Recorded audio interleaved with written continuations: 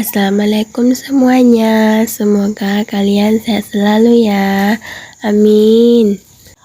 Pada suatu hari, ayah Abu Nawas bernama Maulana yang sudah tua dan sakit parah dan akhirnya meninggal dunia di istana.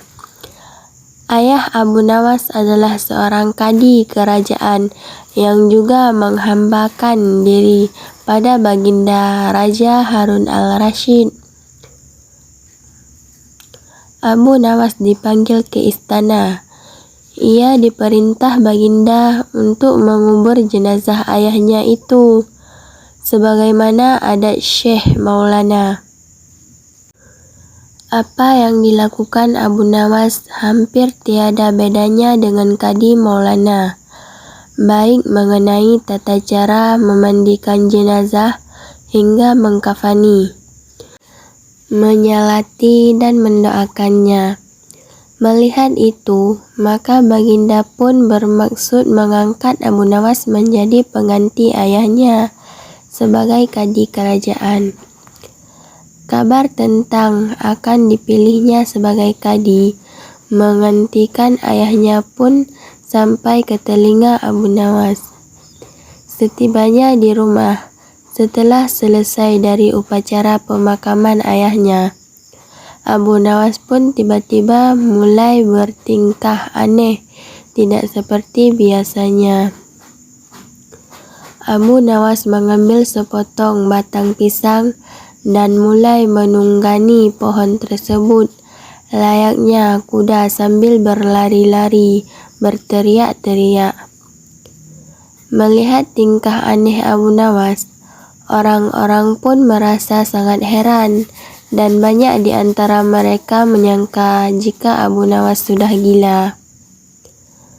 Pada hari berikutnya, Abu Nawas mengajak anak-anak kecil ramai-ramai menuju makam ayahnya dengan membawa segala macam alat-alat permainan.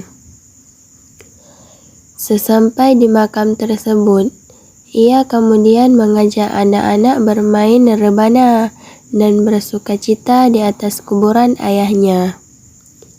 Semua orang pun semakin heran atas kelakuan Abu Nawas itu. Mereka menganggap jika Abu Nawas sudah benar-benar menjadi gila karena kematian ayahnya. Pada suatu hari, ada beberapa orang utusan dari baginda Harun al-Rasyid datang menemui Abu Nawas. Alangkah terkejutnya mereka melihat tingkah Abu Nawas yang sudah berubah. Salah satu dari mereka pun berkata, menyampaikan perintah baginda. "Hai Abu Nawas, kami diutuskan untuk membawamu untuk menghadap ke istana," kata utusan baginda. "Buat apa baginda memanggilku? Aku tidak ada keperluan dengannya," jawab Abu Nawas dengan enteng. "Hai Abu Nawas, kau tidak boleh berkata seperti itu kepada rajamu," kata utusan. "Hai tuan utusan, kau jangan banyak cakap. Cepat ambil ini, kudaku, ini dan mandikan di sungai supaya bersih dan segar," kata Abu Nawas sambil menyodorkan sebatang pohon pisang yang dijadikan kuda-kudaan. Para utusan hanya geleng-geleng kepala melihat kelakuan aneh Abu Nawas. "Abu Nawas, kau mau apa tidak menghadap baginda?" kata utusan. "Katakan kepada rajamu, aku sudah tahu, maka aku tidak mau," kata Abu Nawas. "Apa maksudnya Abu Nawas?" tanya utusan penasaran. "Sudah, pergi sana, bilang saja begitu kepada rajamu." Segeralah Abu Nawas memberi penyaruk pasir debu dan melemparnya ke arah para utusan. Mereka pun segera pergi meninggalkan Abu Nawas dan melaporkan kejadiannya pada baginda raja. Baginda begitu marah mendengar laporan utusan. "Kalian bodoh semua, Menghadapkan Abu Nawas kemari saja tidak bisa. Cepat kembali ke rumah Abu Nawas. Bawa dia kemari dengan sukarela ataupun terpaksa. Perintah Baginda. Para utusan pun kembali ke rumah Abu Nawas dengan mengajak beberapa prajurit istana. Mereka kemudian membawa Abu Nawas dengan paksa dan dihadapkan pada Baginda. Namun, lagi-lagi di depan raja Abu Nawas bertingkah aneh, bahkan tambah ugal-ugalan, layaknya seorang yang benar-benar sudah gila. Abu Nawas bersikap sopan, tegur Baginda. Ya Baginda, Baginda tahukah Anda? Apa Abu Nawas? Tanya Baginda. Baginda, terasi itu asalnya dari udang. Kurang ajar kau menghinaku, Nawas, kata Baginda marah. Tidak Baginda, siapa bilang udang berasal dari terasi? Baginda merasa dicelehkan. Ia pun naik pitam dan segera memerintah kepada para pengawalnya untuk memukul Abu Nawas sebanyak 25 kali. Abu Nawas akhirnya lemas, tak berdaya dipukuli pengawal raja. Usai dipukuli, Abu Nawas disuruh keluar dari istana. Abu Nawas pun segera beranjak keluar istana. Tetapi ketika sampai di pintu gerbang kota, ia dicegat oleh seorang penjaga.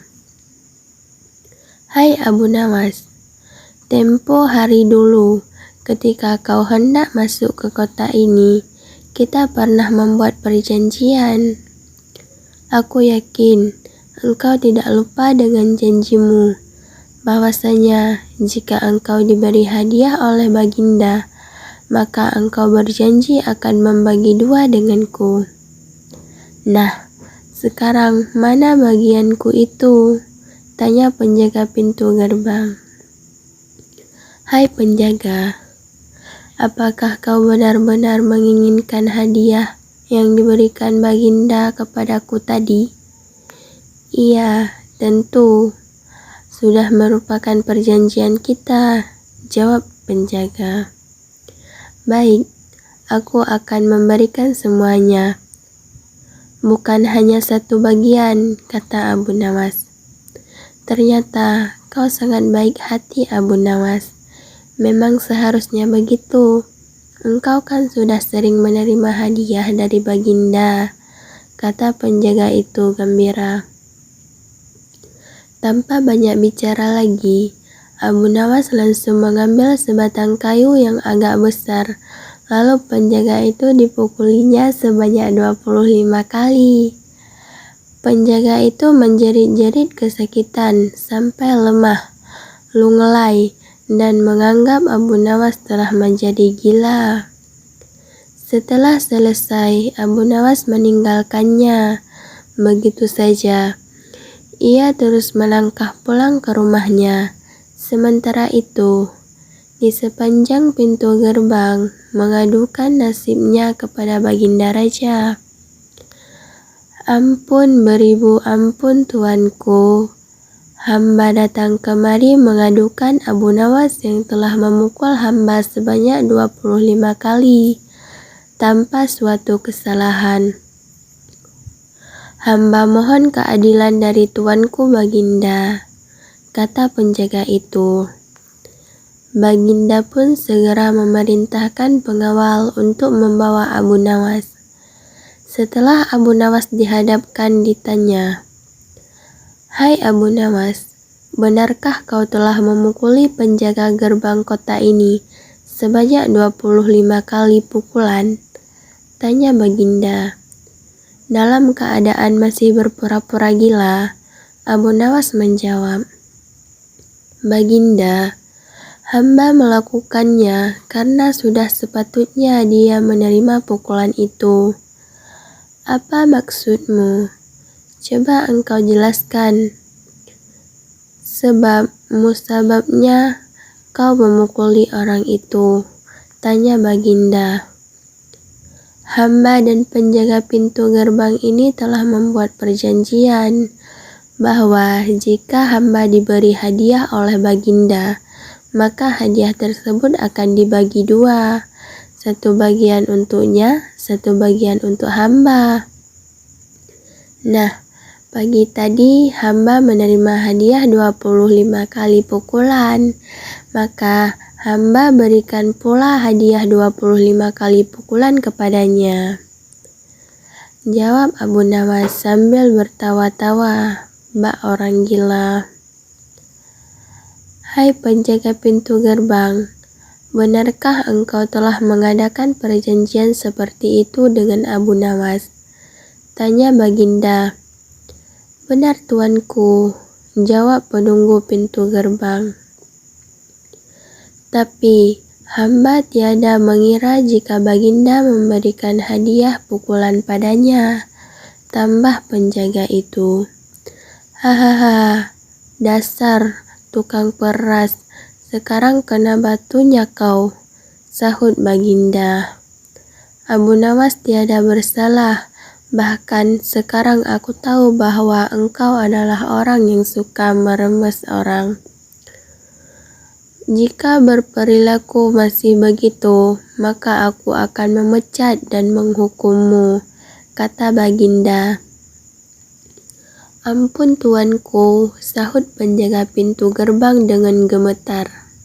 Abu Nawas kemudian berkata, "Tuanku, hamba sudah lelah, sudah mau istirahat. Tiba-tiba dibawa paksa ke sini. Padahal hamba tiada bersalah.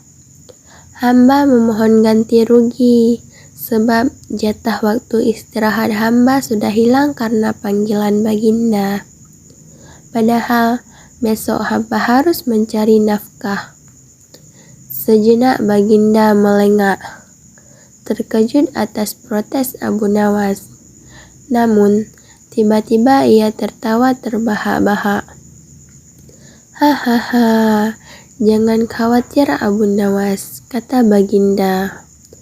Baginda kemudian memberikan sekantong dinar kepada Abu Nawas.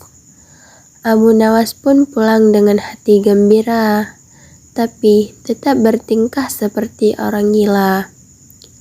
Pada suatu hari, Raja Harun al-Rasyid mengadakan rapat dengan para menterinya mengenai Abu Nawas yang rencananya akan diangkat menjadi kadi kerajaan. "Apa pendapat kalian mengenai Abu Nawas yang hendak kuangkat sebagai kadi?" tanya Baginda. Salah satu menteri berkata, "Melihat keadaan Abu Nawas yang semakin aneh tingkahnya, maka sebaiknya tuanku mengangkat orang lain saja menjadi kadi." Berkata menteri lain, "Tuanku, Abu Nawas telah menjadi gila, karena itu dia tidak layak menjadi kadi." Semua menteri memberikan pendapat yang sama. "Baiklah, kita tunggu dulu sampai 21 lagi, karena sekarang bapaknya baru saja meninggal dunia. Jika selama 21 hari lagi tidak sembuh-sembuh juga, barulah kita akan memilih orang lain saja," kata Baginda. Sebulan lebih waktu berjalan, namun Abu Nawas masih bertingkah gila. Maka Baginda pun mengangkat orang lain menjadi kadi kerajaan. Konon, kadi yang dipilih seorang bernama Polan.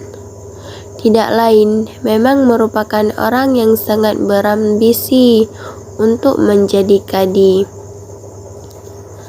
Karena Abu Nawas tidak jadi diangkat, si Polan pun memengaruhi orang-orang di sekitar Baginda untuk memilih dan mengangkatnya menjadi kadi. Begitu mendengar jika kadi baru sudah diangkat, Abu Nawas pun kembali bersikap normal. Ia sangat bersyukur karena terlepas dari bala yang mengerikan. Akan tetapi, ia sedikit menyesali karena ia mengetahui bahwa kadi yang dipilih memiliki perangai buruk. Mengapa Abu Nawas bersikap seperti orang gila? Ceritanya, pada suatu hari, ketika ayah Abu Nawas yang sudah tua dan mulai sakit parah, Abu Nawas dipanggil untuk menemui ayahnya tersebut. Karena ayahnya ingin menyampaikan beberapa pesan padanya sebelum meninggal dunia, berkata ayahnya, "Hai anakku, aku sudah hampir mati. Sekarang, cobalah engkau cium telinga kanan dan telinga kiriku." Abu Nawas segera menuruti permintaan ayahnya. Ia mencium telinga kanan bapaknya, ternyata mengeluarkan bau harum, sedangkan yang sebelah kiri mengeluarkan bau busuk. "Bagaimana anakku? Sudah kau cium? Ceritakan dengan sejujurnya bau kedua telingaku ini," kata ayahnya. "Sungguh mengherankan, yang sebelah kanan berbau harum sekali, tapi yang sebelah kiri baunya amat busuk," kata Abu Nawas heran. "Hai anakku, Abu Nawas, tahukah apa sebenarnya bisa terjadi begini?" tanya ayahnya.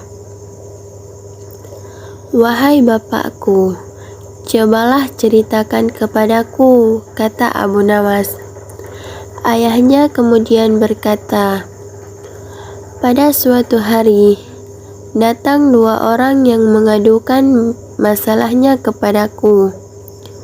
Yang seorang aku mendengar keluhannya, tapi yang seorang lagi karena aku tidak suka, maka tidak kudengar pengaduannya. Inilah resiko menjadi kadi penghulu. Jika kelak kau suka menjadi kadi, maka kau akan mengalami hal yang sama. Namun, jika kau tidak suka menjadi kadi, maka buatlah alasan yang masuk akal agar engkau tidak dipilih sebagai kadi oleh Baginda Harun al-Rasyid. Tapi, tak bisa tidak Baginda, pastilah akan tetap memilihmu sebagai kadi," jelas Abu Nawas. Dari pesan ayahnya itulah, Abu Nawas sudah mempersiapkan rencana yang matang. Jika nanti ayahnya telah tiada, hanya untuk menghindarkan diri agar tidak diangkat menjadi kadi.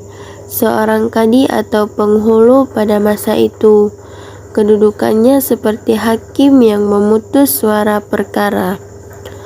Walaupun Abu Nawas tidak menjadi kadi, namun ia sering diajak konsultasi oleh Baginda Raja untuk memutuskan suatu perkara. Bahkan, ia kerap kali dipaksa datang ke istana hanya sekedar untuk menjawab pertanyaan Baginda Raja yang aneh-aneh dan tidak masuk akal. Hanya sekian ya videonya teman-teman. Terima kasih atas tontonannya. Assalamualaikum.